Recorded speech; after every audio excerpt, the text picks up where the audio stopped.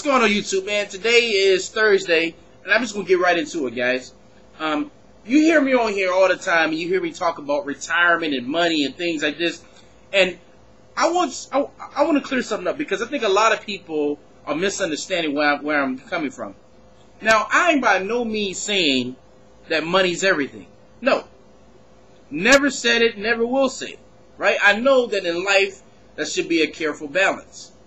But what I'm saying is that most people in the world don't know much about money. When you bring money topics up, it's like bringing religion up. They don't want to talk about it. Like if you bring money up in a family discussion, most people, and trust me, I talk about money a lot. And when I bring it up, most people don't want to talk about it. But guess who doesn't want to talk about it? The people who suck at it. The people who are not that good at making money or saving it and investing it. They never want to talk about it. So my question is, how are you ever going to learn, or how are you going to put yourself in a good position for retirement if you don't want to know anything about it? I was just in Sturgis, and this lady who has retired, she came down for a motorcycle rally, and she started talking about this thing she needs to fix in a motorcycle that costs about $900. And she said, well, I can go out and fix it, but if I fix it, I won't eat that much because I basically only get $1,000 a month from my Social Security, and this thing costs $900. So all of a sudden, the light bulb went off. I'm like, well, what were you doing when you were in your 30s, your 20s, your 40s? What were you doing? Were you having a good time? Were you one of those people when someone brought up the subject of finance? Oh, you just got to live your life. Don't worry about it. You know, the government and all the other guys, they're going to take it anyway. Don't even worry about that kind of stuff. Now when you're old and no one will hire you and you basically have no more drive and ambition to work, now you're struggling. So it goes back to my theory again, guys. Why would you work? This is supposed to be work.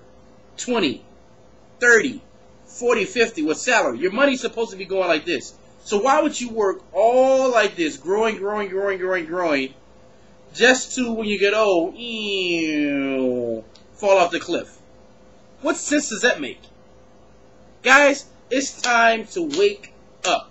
I got a guy right now. This guy is called Bryfey77. Now, he's one of the whiners too. You know, and basically he's talking about, Abdul, you don't know anything about the capitalist system. You know, I made a video about the capitalist system, and he's basically said that you're calling yourself one of the elite. No, I'm not calling myself one of the elite. Let me explain to you what I'm doing. Okay? I would say there's 97% of people in the world right now, in the world right now, that are barely scraping by. They're making their money, they're doing their things, whatever. But only 3%, right? 3% of the people are making the world go around. These are the minds.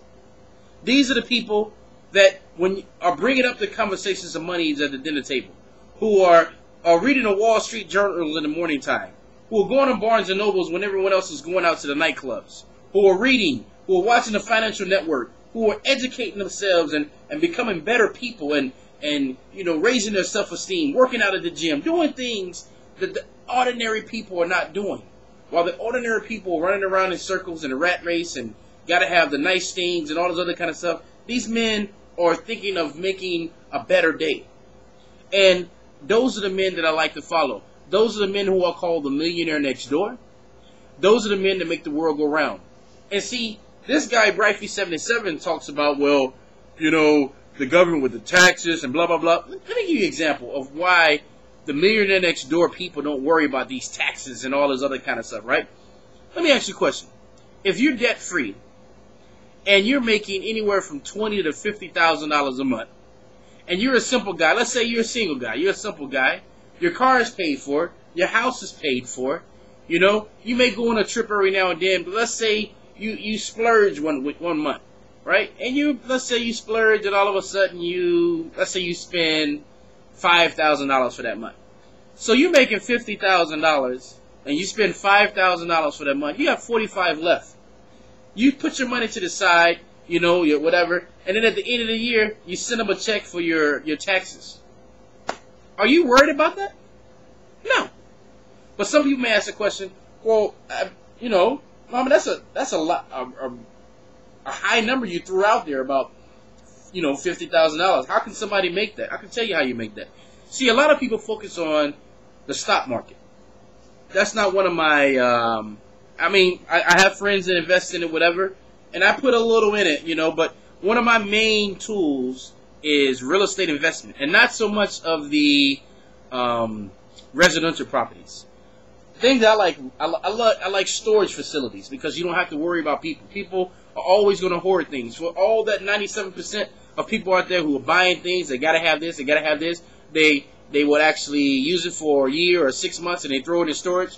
I need to build some space for these people because if they're going to buy it, they gotta have some space to put it. So I need to be concentrating on those kind of things. Another thing I'm into as far as real estate, you guys know I'm going to Nicaragua. I'm into building vacation spots. Vacation spots you can get up to $1,000 a week, passive income. Hey, being that I'm in the selling business, I like buying land and setting up land and putting land in prime locations and maybe setting up swap meets, things like that, and selling out spots. Passive income, guys. Passive income. So there's many ways to do it where you can bring in money per month. And these are the things that I focus on. And like I say, it's just me. Because these are the ways that I will help myself retire. Because guess what? When I'm bringing in $10, $20, $30, $40,000 a month religiously, right? And I'm debt free, why do I have to worry about anything? I'm a simple guy. I don't need all those flashy things or whatever. Those are people with low self-esteem. I don't need those things. So I'm retired if I get to that level.